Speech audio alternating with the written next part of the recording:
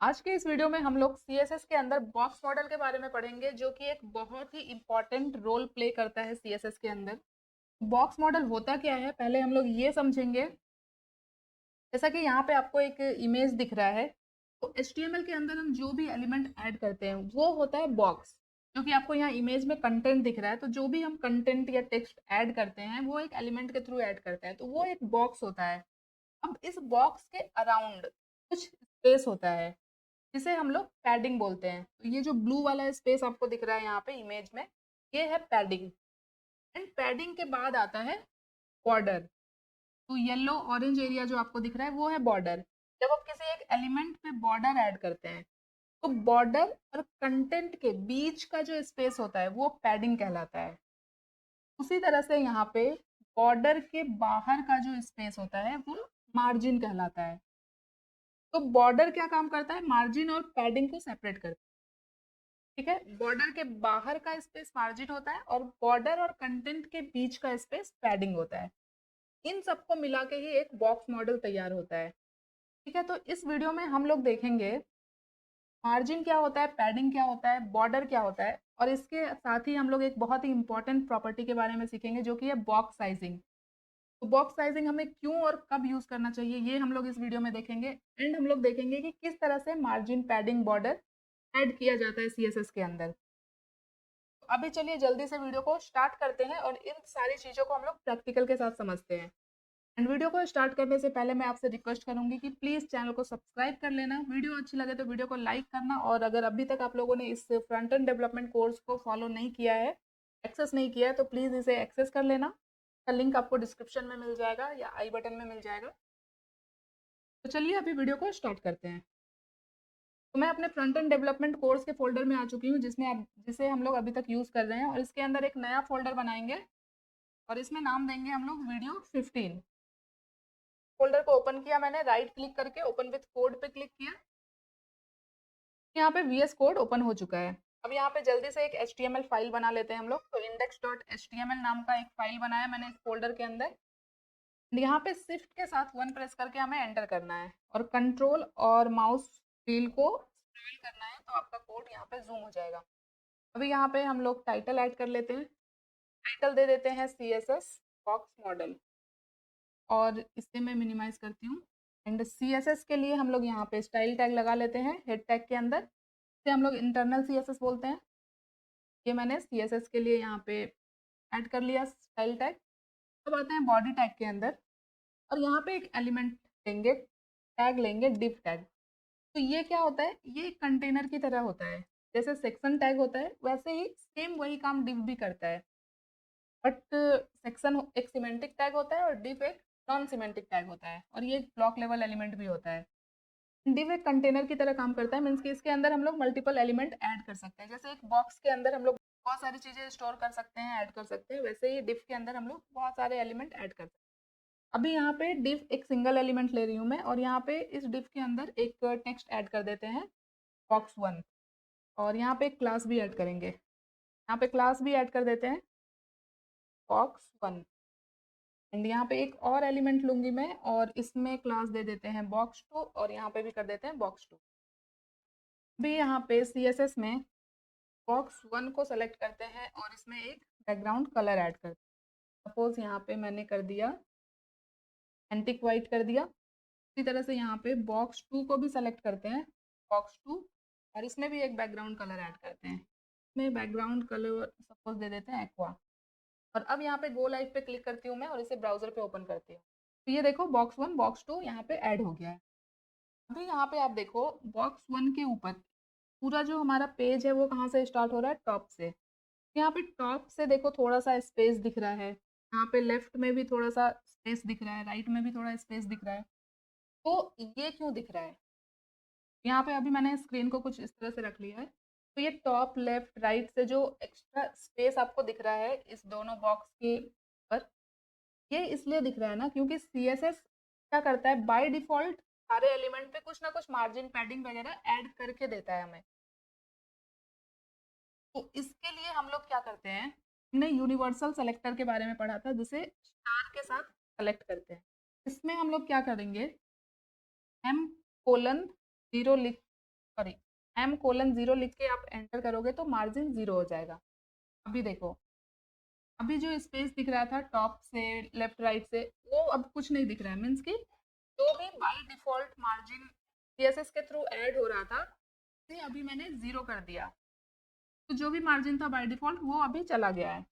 तो ये होता है यूनिवर्सल सेलेक्टर। इसके अंदर हम जो भी प्रॉपर्टी ऐड करते हैं यूनिवर्सल सेलेक्टर के अंदर, वो हमारे पूरे वेब पेज पे, पूरी वेबसाइट पे अप्लाई होता है। मीन्स कि जितने भी एलिमेंट ऐड करेंगे हम लोग एचटीएमएल में, तो सब पे अप्लाई होगा। तो जो डिफ़ॉल्ट से हम लोग सीएसएस रीसेट भी बोलते हैं। रीसेट मीन्स कि जो भी by default CSS margin padding add कर रहा है, उन सबको हम यहाँ पे 0 कर देंगे। क्योंकि मार्जिन पैडिंग हम अपने अकॉर्डिंग ऐड करेंगे। हमें जितनी मार्जिन पैडिंग चाहिए जिस किसी भी एलिमेंट में, तो वो हम अपने हिसाब से करेंगे। जो भी बाय डिफ़ॉल्ट है उसे हम लोग 0 सेट कर देते हैं स्टार्टिंग में। और ये आपको जितने भी सीएसएस आप बनाओगे, जितने भी सीएसएस फाइल बनाओगे, ये आपको सब में ऐड करना होता है। ठीक है? इसे हम लोग सीएसएस रीसेट बोलते हैं। अभी यहाँ पे बॉक्स 1 में बॉर्डर ऐड करते हैं। बॉर्डर एक प्रॉपर्टी होती है, इसके अंदर भी बहुत सारी चीज़ें होती है। सबसे पहले बॉर्डर का विड्थ हमें देना होता है। तो 10 पिक्सल की विड्थ मैं दे रही हूँ। और कैसा बॉर्डर चाहिए, आप लोगों ने देखा होगा सॉलिड चाहिए या फिर डॉटेड चाहिए या फिर डैश चाहिए। तो मुझे सॉलिड बॉर्डर ऐड करना है। ये ऐड किया मैंने। जैसे सॉलिड किया ना मैंने, देखो एक बॉर्डर ऐड हो गया ब्लैक कलर। तो अगर आप बॉर्डर का कलर डिफाइन नहीं करोगे तो बाय डिफ़ॉल्ट वो ब्लैक लेता है। बट अगर आप चाहते हो कि इसका कलर मुझे चेंज करना है बॉर्डर का, तो आप कलर ऐड कर सकते हैं। मैंने रेड कलर ऐड कर दिया तो ये रेड हो गया। 10 पिक्सल बहुत ज़्यादा लग रहा है तो यहाँ पे 6 पिक्सल कर देते हैं। 6 पिक्सल का बॉर्डर ऐड हो गया है। यहाँ पे मैं आप लोगों को एक टूल के बारे में बताऊंगी जो कि होता है इंस्पेक्ट टूल। इसे हम लोग डेवलपर टूल भी बोलते हैं। तो यहाँ पे इंस्पेक्ट पे क्लिक करेंगे तो आपको कुछ इस तरह से चीज़ें यहाँ पे दिखेंगी। यहाँ पे देखो एलिमेंट के अंदर आपको पूरा अपना HTML कोड दिख जाएगा। जो भी आपका HTML कोड है वो दिख रहा है। और जिस भी एलिमेंट पे आप कर्सर को लेके जाओगे वो यहाँ टॉप पे सेलेक्ट हो जाएगा। तो आप टॉप पे देखना, यहाँ मैंने बॉक्स 1 पे रखा है कर्सर। देखो बॉक्स 1 ऊपर सेलेक्टेड है। इस बॉक्स 2 पे मैं कर्सर को लाऊंगी तो बॉक्स 2 सेलेक्ट हो जा रहा है। तो मुझे बॉक्स 1 का बॉक्स मॉडल चाहिए, तो मैंने अभी यहाँ पे बॉक्स 1 को सेलेक्ट कर लिया है। अभी यहाँ पे आते हैं राइट साइड में। यहाँ पे बहुत सारे टैब है तो इसमें हमें कंप्यूटेड में आना है। कंप्यूटेड पे क्लिक किया मैंने तो ये देखो, ये बॉक्स 1 का बॉक्स मॉडल मुझे यहाँ पे मिल गया है। जैसा कि हमने स्टार्टिंग में देखा इमेज बॉक्स मॉडल का, सेम वैसा ही ये है बॉक्स मॉडल। यहाँ पे सबसे सेंटर में जो आपको दिख रहा है ये है एक्चुअल कंटेंट। यहाँ पे इसकी हाइट और विड्थ दी गई है। विड्थ देखो 898 पिक्सल है और हाइट दिख रहा है 18 पिक्सल। और अभी हमने यहाँ पे क्या ऐड किया है, बॉर्डर, जो कि आता है पैडिंग के बाद, ये वाला एरिया। बॉर्डर ऐड किया है हमने 6 पिक्सल का। ये देखो चारों साइड से 6 पिक्सल का बॉर्डर ऐड हो रहा है। अभी हम लोग कुछ और प्रॉपर्टी यहाँ पे सेट करते हैं जैसे पैडिंग और मार्जिन वगैरह। यहाँ पे मैंने अभी इस तरह से रखा है। तो बॉर्डर प्रॉपर्टी वगैरह डिटेल में हम लोग पढ़ेंगे आगे आने वाले वीडियोस में। अभी हम लोग यहाँ पे बस शॉर्ट में देख रहे हैं। तो अभी एक पैडिंग ऐड कर लेते हैं। पैडिंग सपोज मैंने दिया 10 पिक्सल। तो आप इस बॉक्स मॉडल में देखना चेंज हो गया होगा। देखो चारों साइड से 10 पिक्सल की पैडिंग आ रही है। और यहाँ पे देखो विड्थ भी कम हो गया, अभी 459 हो गया इसका विड्थ।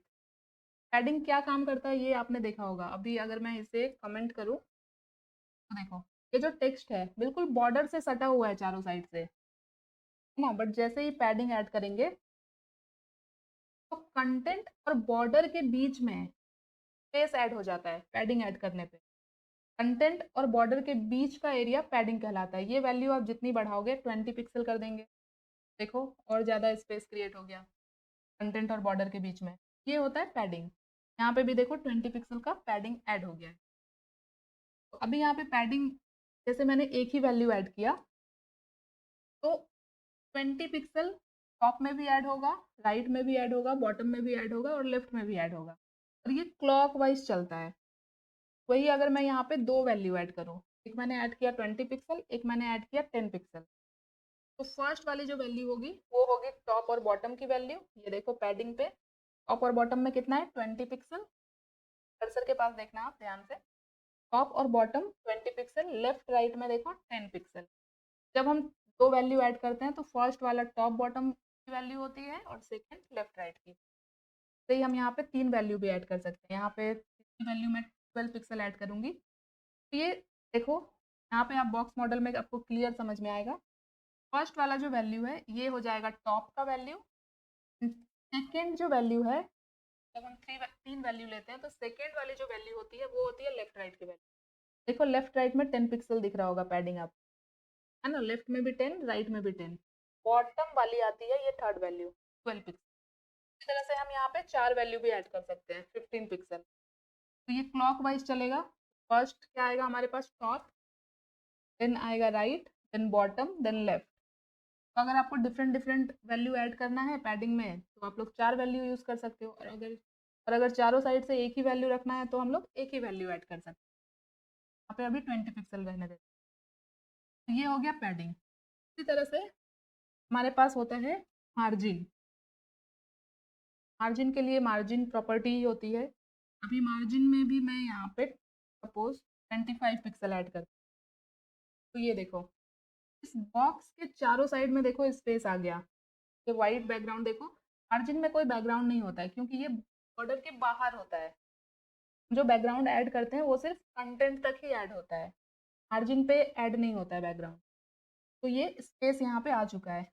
तो मैं फिर से कमेंट करती हूँ, तो एक बार फिर से देखो, अभी कोई भी स्पेस नहीं है बॉक्स वन के चारों साइड। जैसे ही मार्जिन लगाया मैंने तो बॉर्डर के चारों side 20 pixel 20 pixel 20 pixel add हो जाएगा। और सेम यहाँ पे भी हम लोग दो वैल्यू ऐड कर सकते हैं, तीन वैल्यू ऐड कर सकते हैं, चार वैल्यू ऐड कर सकते हैं, अगर अलग अलग वैल्यू ऐड करना है चारों साइड से तो। या फिर टॉप बॉटम से सेम रखना है या लेफ्ट राइट से अलग रखना है तो दो वैल्यू ऐड कर सकते हैं। अभी लेफ्ट राइट से 20 पिक्सल हो जाएगा और टॉप बॉटम से 25 पिक्सल। अभी सेम यही चीज़ मार्जिन पैडिंग मैं बॉक्स टू में भी ऐड कर देती हूँ।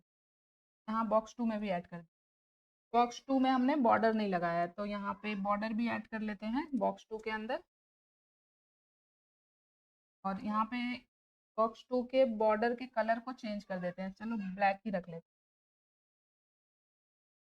अब यहाँ पे आपने एक चीज़ नोटिस किया होगा, आप फुल स्क्रीन पे आते हैं, एक बार के लिए क्लोज कर देते हैं। अभी देखो मैंने काफ़ी जूम कर लिया है, दोनों बॉक्स में टॉप और बॉटम से 25 पिक्सल की मार्जिन ऐड की है। तो बॉक्स वन में टॉप से कितना है 25, बॉटम से कितना है 25। दोनों स्पेस अभी देखो इक्वल दिख रहा है। और अभी इस बॉक्स टू में टॉप से कितना है 25 और बॉटम से भी 25 ही होगा। अभी नेक्स्ट अगर हम कोई डिव ऐड करेंगे तो वो यहाँ से ऐड होगा 25 पिक्सल छोड़ के। अब ये देखो, दोनों बॉक्स का टॉप और बॉटम 25 प्लस 25 कितना होना चाहिए था, 50 होना चाहिए था। दोनों बॉक्स को मार्जिन अप्लाई हुई है ना तो यहाँ पे 50 आना चाहिए था, बट ये 25 ही आ रहा है। ऐसा क्यों हो रहा है? इसके पीछे एक कॉन्सेप्ट होता है जिसे हम लोग बोलते हैं मार्जिन कोलैप्स। अब ये मार्जिन कोलैप्स क्या होता है, के अंदर क्या होता है, जब भी किसी दो एलिमेंट का मार्जिन, मोस्टली टॉप और बॉटम मार्जिन कोलैप्स होता है दो एलिमेंट का, उस केस में क्या होता है, जिस भी एलिमेंट का मार्जिन वैल्यू मैक्सिमम होगा, जैसे कि मैंने बॉक्स, सपोज कि मैंने बॉक्स वन में 30 दिया होता और बॉक्स टू में 25, तो इस दोनों के बीच का मार्जिन, ये वाला स्पेस, ये वाला कितना होता है 30 होता। इसके जिसका मैक्सिमम वैल्यू रहेगा मार्जिन का वो यहाँ पे अप्लाई होगा। बट अभी क्या है, दोनों सेम ही है 25 25, तो ये 25 ही ले रहा है। बट अगर एक का 30 हो जाए एक का 20 हो जाए तो 30 वाला अप्लाई होगा। तो मैं तो एक इमेज के थ्रू भी आपको थोड़ा सा दिखाती हूँ। तो यहाँ पे देखो इमेज में, ये क्या है, बॉक्स वन है, ये बॉक्स टू है। बॉक्स वन में बॉटम की मार्जिन है 20 पिक्सल, बॉक्स टू में टॉप की मार्जिन है 30 पिक्सल। तो ये कोलैप्स हो रहा है। अब यहाँ पे कोलैप्स होके दोनों बॉक्स के बीच की जो मार्जिन होगी वो कितनी होगी 30 पिक्सल, क्योंकि 30 पिक्सल मैक्सिमम है, ये बड़ी है 20 पिक्सल से, ये अप्लाई होगा। ये होता है मार्जिन कोलैप्स। आई होप ये आपको क्लियर हो गया होगा। अभी यहाँ पे थोड़ा सा हम लोग देख भी लेते हैं, जैसे अभी दोनों में सेम है मार्जिन। अभी बॉक्स टू में सपोज मैं 25 की जगह 35 कर दूँ, देखो अभी दोनों के बीच का गैप थोड़ा सा बढ़ गया है। ये होता है मार्जिन कोलैप्स, जब भी किसी दो एलिमेंट का टॉप बॉटम या फिर लेफ्ट राइट मार्जिन कोलैप्स होता है तो हमेशा वही मार्जिन अप्लाई होगा जो बड़ा होगा। ये क्लियर हो गया। नेक्स्ट जो मेन सबसे इम्पोर्टेंट कंसेप्ट है वो अब हम लोग देखते हैं। अभी यहाँ पे हम लोग एक बार बॉक्स मॉडल देखते हैं। यहाँ पे कंप्यूटर में फर्स्ट वाले बॉक्स को सेलेक्ट करते हैं। पहले कोई एक बॉक्स को यहाँ पे सेलेक्ट कर लेते हैं। बॉक्स वन को सेलेक्ट किया मैंने, तो अभी यहाँ पे बॉक्स वन का बॉक्स मॉडल मुझे दिख रहा है। चलो अभी यहाँ पे बॉक्स वन में हम लोग एक विड्थ ऐड करते हैं। सपोज मैंने विड्थ दिया 200 पिक्सल, तो यहाँ पे देखो 200 पिक्सल आ गया विड्थ, यहाँ पे दिख रहा है। एंड यहाँ पे अब मैं एक प्रॉपर्टी ऐड करूंगी, बॉक्स साइजिंग बॉर्डर बॉक्स। अब आप देखो मैंने विड्थ कितना दिया था 200, अब यहाँ पे कितना दिख रहा है 148। ये क्या हुआ और क्यों हुआ? पहले ये तो हुआ इस प्रॉपर्टी की वजह से, बॉक्स साइजिंग बॉर्डर बॉक्स। इसे आप लोग थोड़ा ध्यान से समझना ये क्या होता है। अगर मैंने ये बॉक्स साइजिंग बॉर्डर बॉक्स नहीं लगाया है और मैंने विड्थ ऐड किया है, इसका मतलब जो एक्चुअल कंटेंट है हमारा, जो बॉक्स है, सिर्फ उसका विड्थ होगा 200 पिक्सल। यहाँ पे मैंने कंटेंट पे रखा, देखो बॉक्स वन लिखा हुआ है, उस पर एक बैकग्राउंड दिख रहा है ब्लू, तो वो जो पूरा बैकग्राउंड दिख रहा है ना ब्लू, सिर्फ वो है 200 पिक्सल। अभी उसके बाद विड्थ कैलकुलेट होता है कैसे? विड्थ हॉरिजॉन्टल जो भी वैल्यू है, जैसे कि कंटेंट का विड्थ हो गया, उसके बाद लेफ्ट और राइट साइड की पैडिंग, लेफ्ट और राइट की बॉर्डर, ये पूरा ऐड करने पे इक्वल विड्थ बनता है। मार्जिन ऐड नहीं होता है विड्थ और हाइट में, क्योंकि मार्जिन बॉर्डर के बाहर होता है, मार्जिन को काउंट नहीं करते हम। तो कंटेंट पे मैंने रखा है, तो देखो एक ब्लू बैकग्राउंड ऐड हो रहा है बॉक्स वन जो लिखा हुआ है उस पे, वहां पे देखो वो जो पूरा ब्लू बैकग्राउंड है सिर्फ वो है 200। बट जैसे ही हम बॉक्स साइजिंग बॉर्डर बॉक्स करते हैं, तब क्या होता है, जो 200 है ना, इसमें सब कुछ इंक्लूड हो जाता है। इसमें पैडिंग भी इंक्लूड हो जाता है, इसमें बॉर्डर भी इंक्लूड हो जाता है, और यही हमारे पूरा जो एलिमेंट है उसका विड्थ होता है। फिर आप काउंट करो यहाँ पे विड्थ 148 और पैडिंग लेफ्ट और राइट का 40, कितना हो गया टोटल 88, 188। उसके बाद ये 6 और 6 लेफ्ट और राइट का बॉर्डर 12, कितना हो गया 200। मीन्स की जब हम बॉक्स साइजिंग बॉर्डर बॉक्स करते हैं तो क्या होता है, हमने जो विड्थ दिया है, हम ये बताते हैं ब्राउजर को कि 200 के अंदर ये सारी चीजें डिफाइन करो, पैडिंग भी, बॉर्डर भी और विड्थ भी, सब मिला के 200 होना चाहिए। बट यही जब हम ऐड नहीं करते हैं border, box sizing border box, तब क्या होता है 200 तो हो जाता है हमारे कंटेंट का विड्थ, उसके बाद जो भी हमने पैडिंग ऐड की है वो भी ऐड होता है, तो 200 प्लस लेफ्ट और राइट का पैडिंग 240 हो गया। फिर यहाँ पे लेफ्ट और राइट का बॉर्डर भी ऐड होगा तो 252। उस केस में बॉक्स का विड्थ हो जाएगा 252। बट हमने यहाँ पे एक फिक्स्ड विड्थ ऐड किया है, और हम लोग जब भी कोई वेबसाइट बनाते हैं, कुछ एलिमेंट में विड्थ वगैरह ऐड करते हैं, हम चाहते हैं कि हम जो विड्थ दे रहे हैं वही विड्थ अप्लाई हो।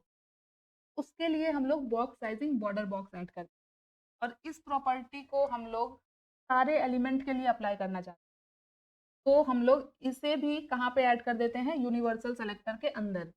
अब ये तीन चीजें हमें सारे CSS फाइल में ऐड करनी पड़ती है। इससे क्या होता है, हमारा जो भी विड्थ हम लोग ऐड करते हैं वो कंट्रोल, हमारे कंट्रोल में रहता है कि हम जो विड्थ दे उतने ही विड्थ में सारी चीजें डिफाइन हो, पैडिंग भी, बॉर्डर भी और विड्थ भी। तो यहाँ पे मैं 300 भी कर दूंगी, तो इसका पूरा विड्थ अगर आप अभी कैलकुलेट करोगे 248 प्लस 20 और ये 20 40 और 6 6 12, ये सब ऐड करके 300 आएगा।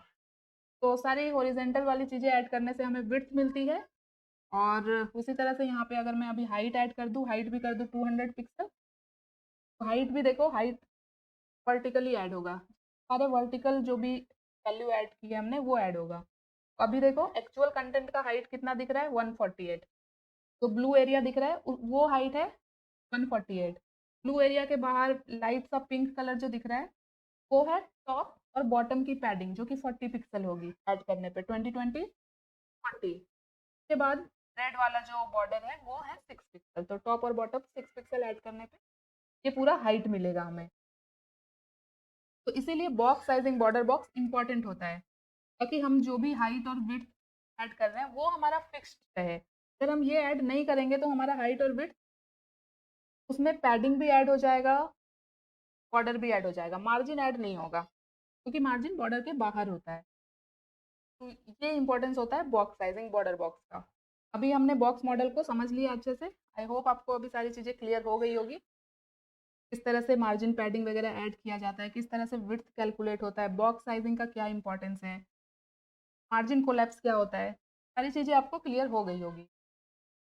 तो वीडियो अच्छी लगी हो तो वीडियो को लाइक कर लेना, चैनल को सब्सक्राइब नहीं किया है तो प्लीज़ चैनल को सब्सक्राइब कर लेना। मिलते हैं नेक्स्ट वीडियो में, तब तक thank you so much guys for watching this. Bye.